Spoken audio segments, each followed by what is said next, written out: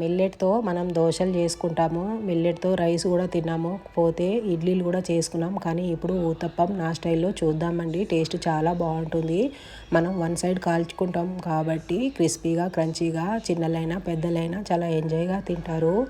Stove on చేసి దోశ పైన పెట్టేసి 1-2-3 డ్రాప్స్ ఆయిల్ అయినా నెయ్యి అయినా ఫ్రెష్గా కట్ చేసిన చిన్న ఉల్లిపాయతో రుద్దుకోవడం వల్ల ఉల్లిపాయ సువాసన టేస్ట్ దోశకి అంటే ఊతప్పంకి అంటుకొని చాలా బాగుంటుందండి. బ్రష్తో రాసుకోకండి.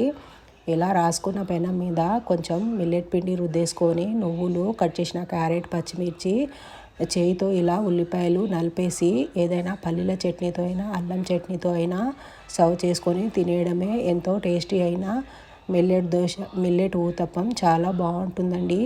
నేను ఒకటి నెయ్యితో కాల్చుకున్నాను, ఇంకొకటి ఆలివ్ ఆయిల్తో చేస్తున్నానండి.